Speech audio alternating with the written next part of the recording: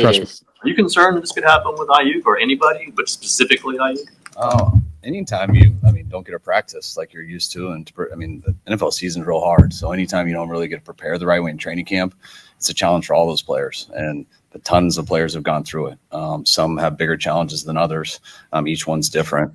I don't remember Debo missing much. I think we got him done the first couple of days, from what I remember. Bosa just, the way a D lineman is, I think is a little bit different, but then getting in football shape, no matter how hard you work out, it's tough. It's tough to catch up throughout the season. So both of those guys have their individual experiences with it.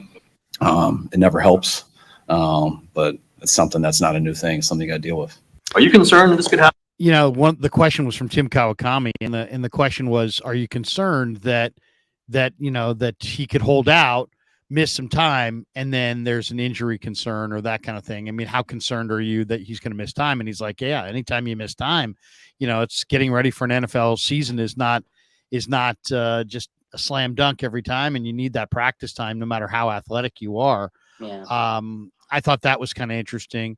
This is also what's here one as well from Lynch.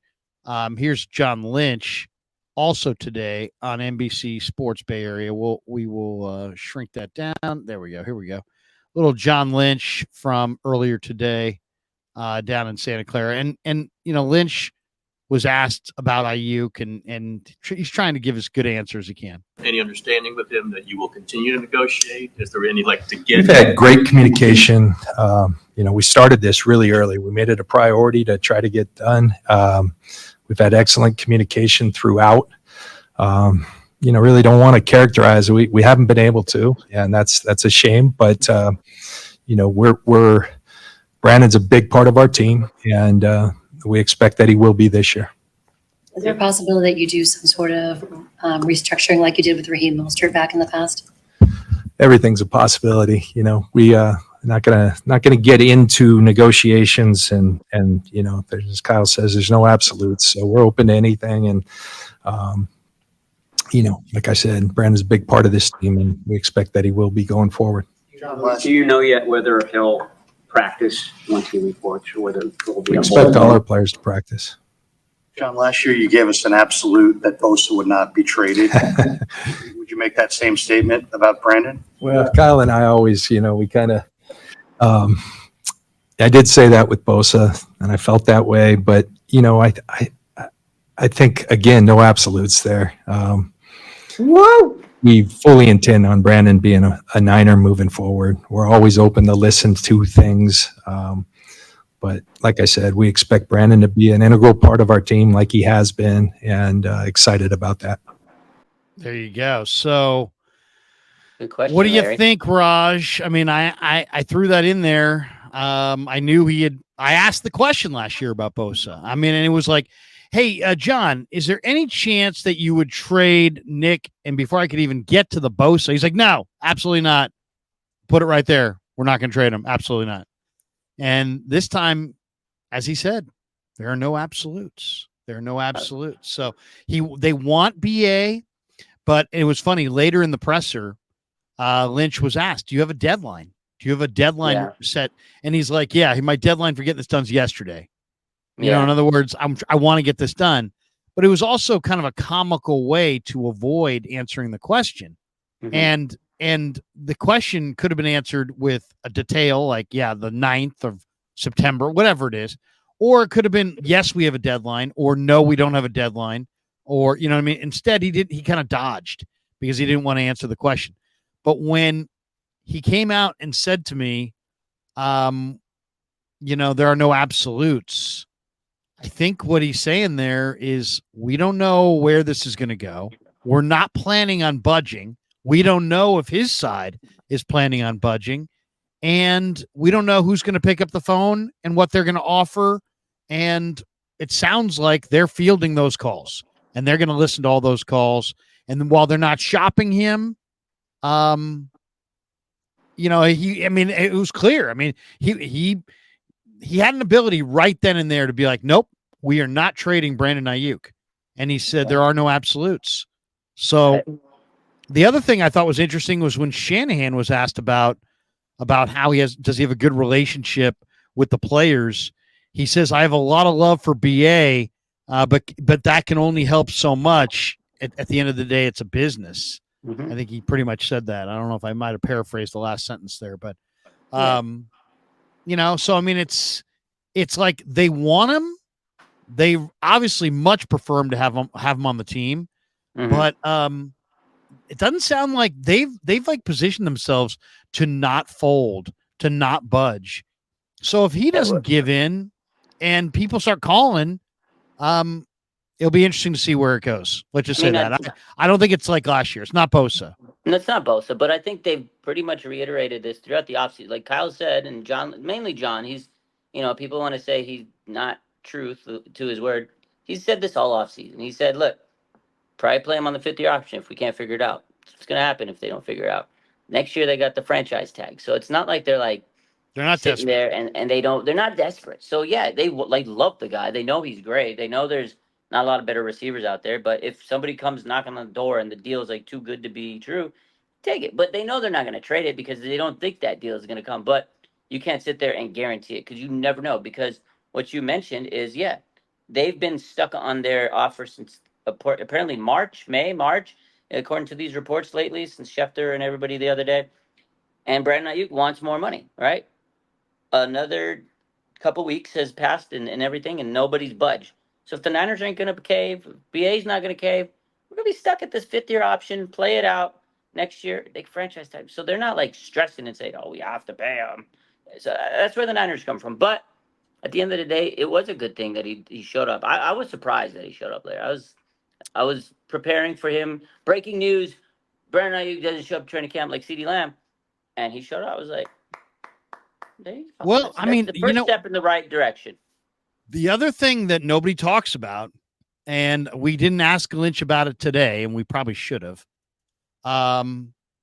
is last year they forgave any fines that Nick Bosa incurred because of due to his holdout. Yeah, They have made no such assurances to Brandon Aiyuk. And maybe he's just like, you know what? I'm showing up because there's no way in hell they're going to take my money. Yeah. And I'm showing up. I'm not going to go out there and risk getting paralyzed. I'm not going to risk injury, but I'm showing up and they're not going to be able to find me. So I'm glad that he showed up. I'll say this. If you said to me, what are you hoping for tomorrow? I hope he practices, because to me, if he practices, you got to pay him. Mm-hmm. You know what I mean?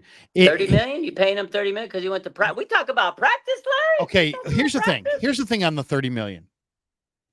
I am paying him. And here's why I'm paying him.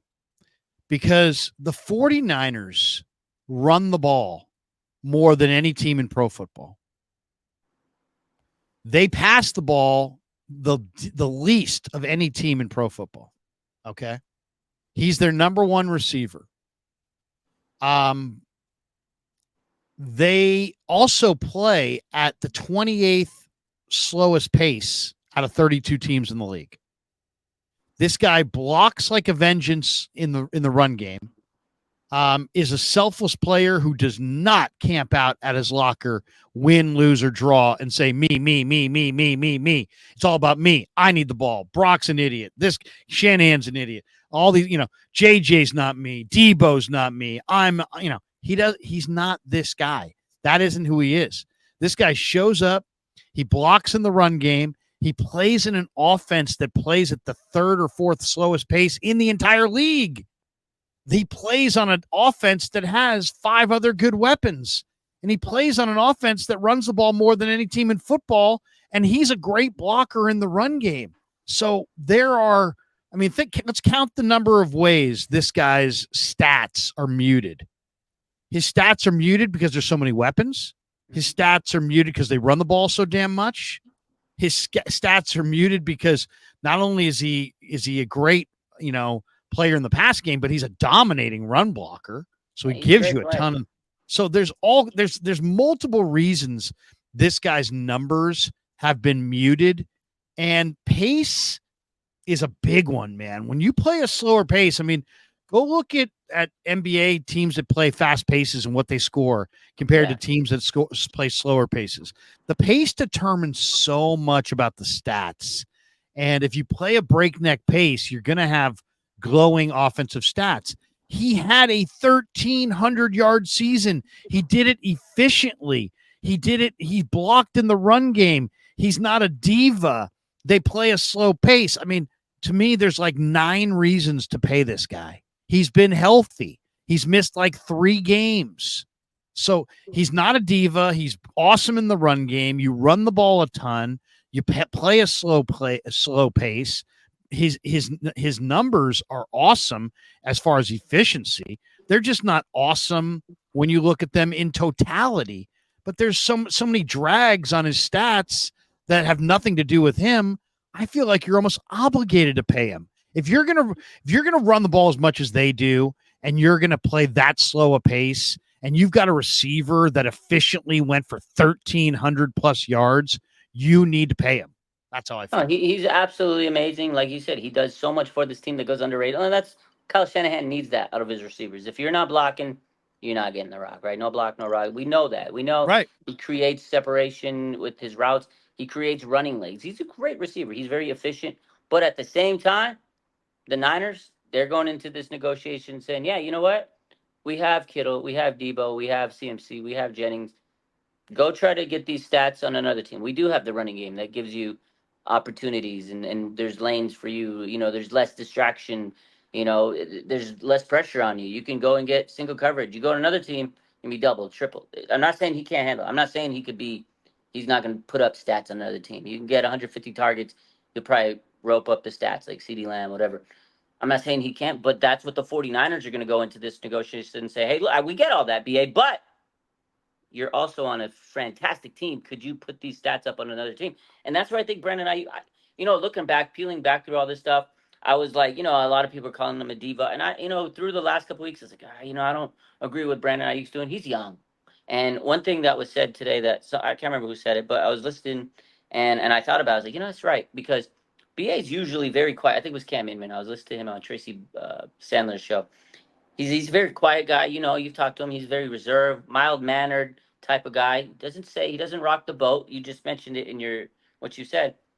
But this is his first time he's had that contract extension. The first time he's got to like explore himself and show who he is. And you know what? You want to have a little fun. You want to go out there and make documentaries. So yeah, he did the social media stuff. It's all going to be fun and games when it's all said and done. But he also wants to put his value out there and his worth, and he wants to test the waters. And maybe another team is calling him and said, "We can make you the top dog, the top chef, Aiyuk." He wants to be kind of courted. Maybe he wanted to feel like that guy and just feel like, you know what? I'm this guy. I'm good. I want all the attention because wide receivers, they're alphas. He wanted that attention. So maybe that's what it was. And then today, he came home. And now they're going to try to figure it out. Again, he may hold in, which is very possible. I think is very likely. But at the end of the day, I think Brandon Aiyuk had to go through this process because everybody processes, contract extension is different. But again, I think the 49ers would probably come to him and say, hey, look, that's all fine and dandy, Aiyuk, but try to put these stats up on another team.